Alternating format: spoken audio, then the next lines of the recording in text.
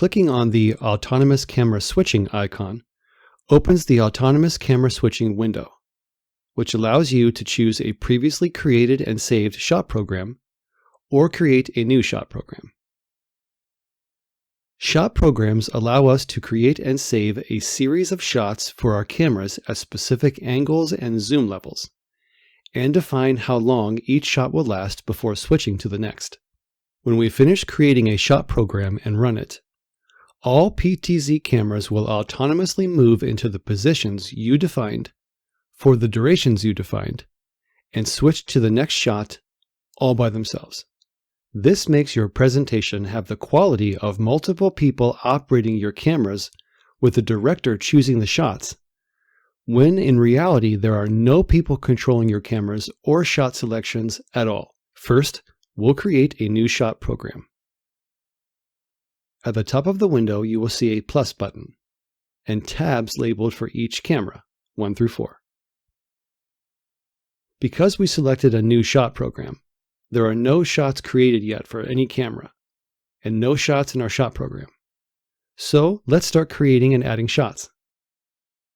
Clicking on the plus button will add a new shot to the camera of the currently selected tab.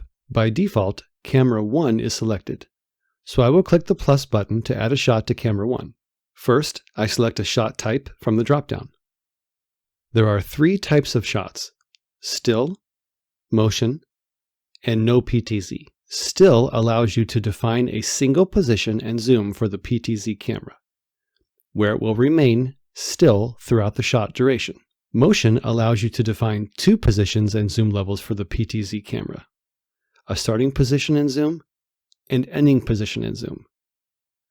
The camera will move from the start position zoom to the end position zoom throughout the duration you set. No PTZ is for a shot that you do not want to define its position or zoom. This may be for a PTZ camera you are manually controlling using the keyboard, a PTZ camera being controlled by GPS autonomous tracking with a LiDAR, a non-PTZ camera being controlled by a human, or a stationary camera with a static shot that never moves. Choosing no PTZ simply switches to this shot for the duration of the time you set and performs no PTZ movements. First, let's choose a still type shot. You will see a single box appear with instructions to position your PTZ camera into the shot you want. Then click the box for the system to store the position of the camera. So I will move camera 1 into the position I want. Let's do a fairly close shot of the stage. Okay, now I will click the box for a screenshot to be taken. This allows me to have a visual reference of that shot for later. Now I give it a description. I'll call it stage only. Now I can set the duration. I can set a fixed time for this shot to appear in the stream before switching to the next shot, or I can choose random.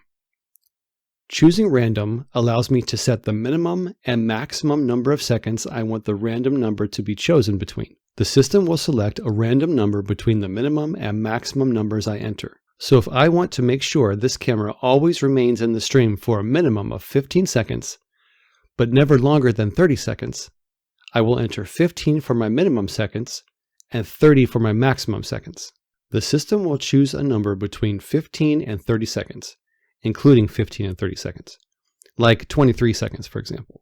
Choosing random numbers in this way allows your presentation to feel more natural and less mechanical to your audience.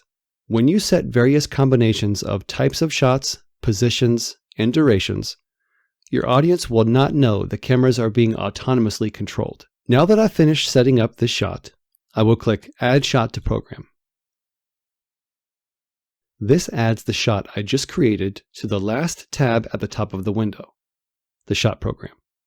If I click the Shot Program tab, I will see that the shot I just created is listed here now. Let's go back to camera 1 and add a few more shots. I will click the plus button again to add a new shot to camera 1. This time I'll choose a motion type shot. Now I'm given 2 boxes with instructions. So I will again use my keyboard to position camera 1 to a starting position I want. How about there? Now I will click the first box to take a screenshot and store the values into this shot. Now I'll move the camera to the ending position where I want the camera to move to and click the second box. When I run this shot program later, before this camera is switched to, the system will move the camera into its starting position. When it is switched to and placed in the live stream, it will start moving and stop at the end position. Now I will give it a description. Let's call it stage pan right to left. This time I'll choose a random time between 5 and 10 seconds. The system will move the shot smoothly from the start shot to the end shot, evenly over the duration of a motion shot. Please note that the cameras have a minimum speed that they can move.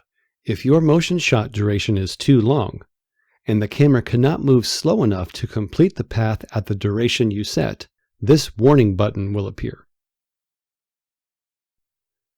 The system will calculate the maximum time you can set that will allow this camera to move over the range you specified. You can enter that time into your duration, or the camera will stop moving before the duration ends, and it will be still for the remainder of the shot. That is not necessarily a bad thing, but it is something you should be aware of, if you prefer the shot to be moving throughout the duration. Now I will add this shot to the shot program, and I can see that it has been added. Lastly, for this camera, I will add a no PTZ type shot.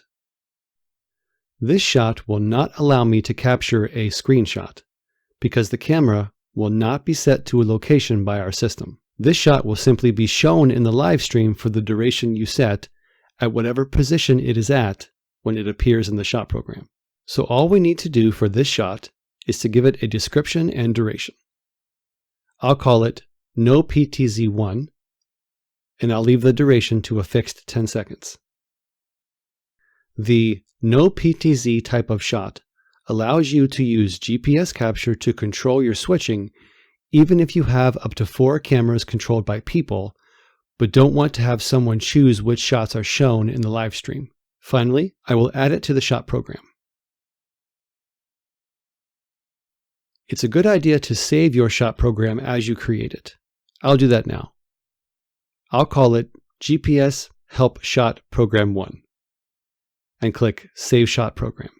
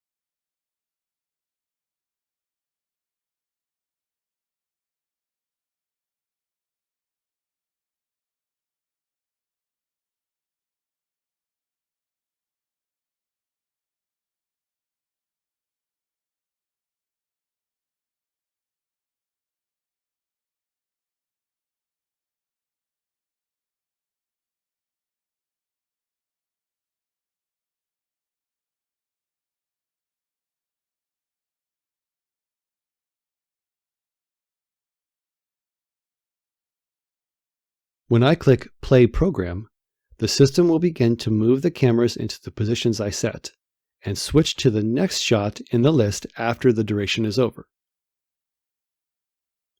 The first 3 shots are from the same camera, camera 1.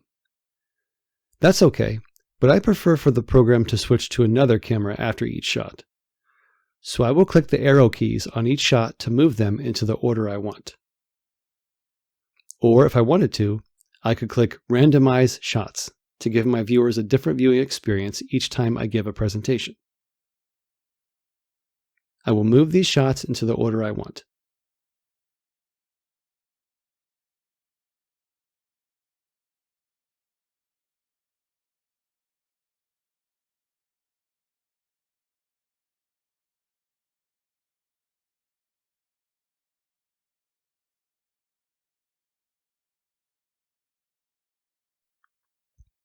Okay, that looks good. Before I click Play Program, you will notice there is a button next to each shot labeled Send PTZ. When clicked, this sends the stored pan, tilt, and zoom values for this shot to the camera. This allows you to manually control your camera using your previously defined positions. You can use these Send PTZ buttons with clicking on the camera in the multi-camera window to control your own shot program. But now we will click Play Program to see the program we created run. Here we go. You can see that first there's a 5-second countdown. This exists to give the first camera in the shot list time to get into its starting position. Immediately after the first camera goes live, the next camera in the shot program positions itself so it will be ready for its shot when the system switches to it. Okay, now that the camera is live, the next camera positions itself in preparation to be shown next. Here is a motion shot. You see that the system positions the camera to the starting position before it is switched to, then moves the camera smoothly over its path until it reaches the end position you set. When the path is completed, the next shot in the program is shown. The system will continue to run in this fashion. When it reaches the end of the shot program, it will start over again from the top. In this way, the program will run indefinitely until you stop it. It is important to note that if the presenter ever leaves the area that you have predefined, you can easily stop the program, manually position a camera, and switch to it. You can then resume the shot program whenever you like. I'm going to save this shot program again and close the window. Anytime in the future, I can load this shot program by clicking Load Selected Shot Program. It may be helpful for you to create multiple shot programs for each part of your presentation, church service, or mass, if you know people will be positioned in different places in the building or on stage. For example, you could create a few programs for worship, announcements, and sermon. You can manually open these shot programs at the right times during the service or mass.